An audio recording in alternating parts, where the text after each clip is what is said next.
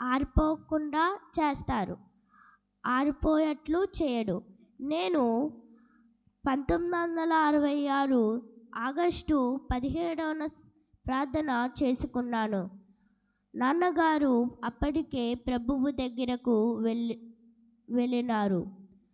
ఆయన ప్రభువును నమ్ముకున్నాడు గనుక సమాధి కార్యము చేయాలని నేను ఎంత ప్రయత్నించినను ఏ వైపు నుండియో నాకు చిన్న సహకారము కూడా దొరకలేదు.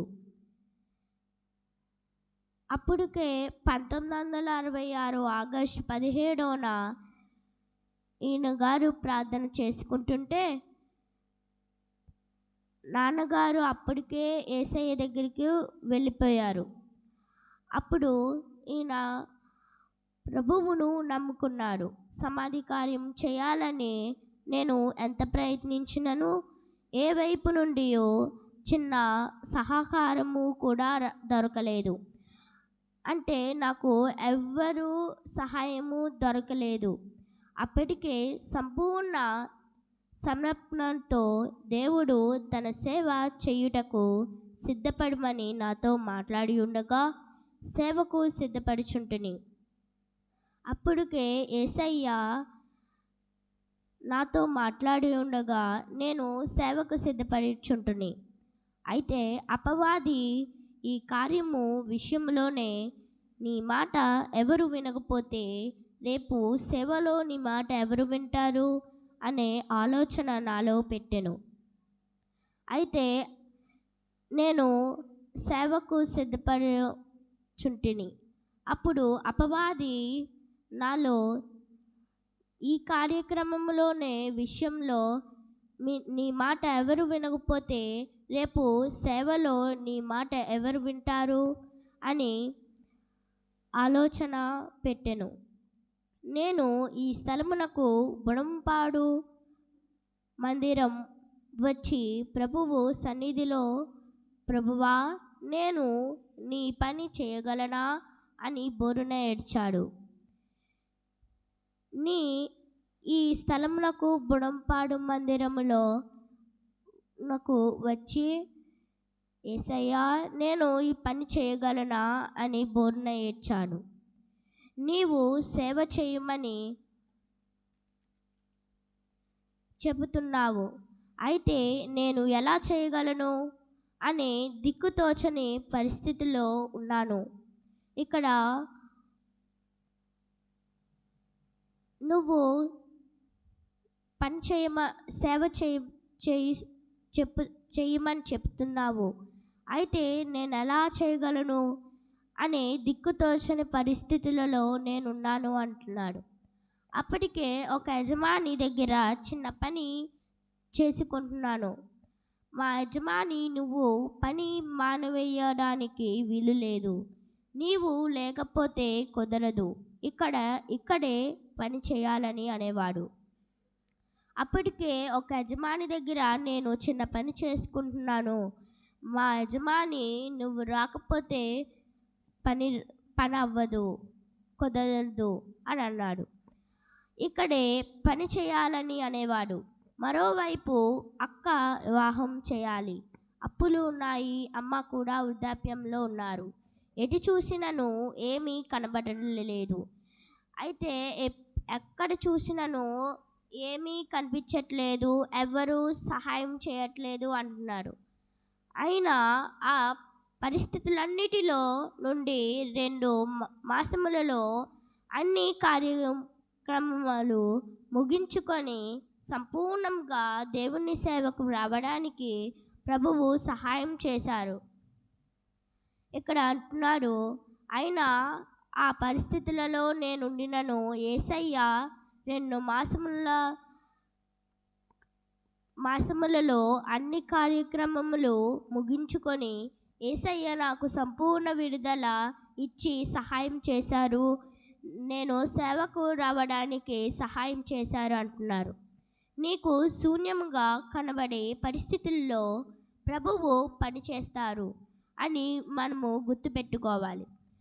నీకు శూన్యంగా కనబడే పరిస్థితుల్లో ప్రభువుని మనము గుర్తుపెట్టుకోవాలి.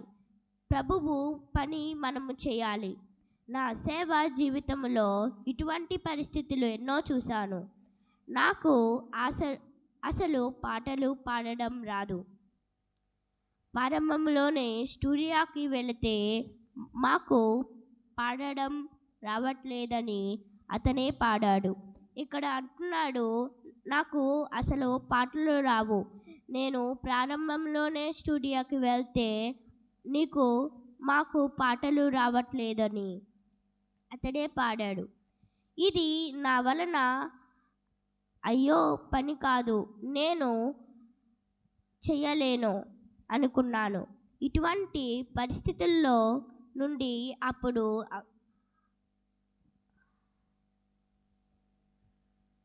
అనంగంగా పాటలు పాడి ప్రభువుని మహిమపరిచినట్లు ఆయన చేశారు. ఆమేన్. దేవుని స్తోత్రం.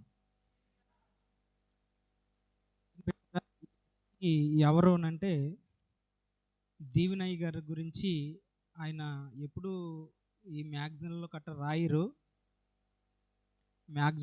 ఎప్పుడు రాయరు. సాక్ష్యం కూడా సంపూర్ణంగా చెప్పినట్లుగా కూడా నేను ఎప్పుడు వినలేదు. మొన్న నా దగ్గరికి ఈ మ్యాగజైన్ వచ్చిన తర్వాత ఎప్పుడైనా ఈ మ్యాగజైన్ నా దగ్గరికి వస్తే నేను సంపూర్ణంగా చదువుతాను. అంటే ఫస్ట్ నుంచి చివరి వరకు చదువుతాను. అది నా ఇష్టమయ్యింది.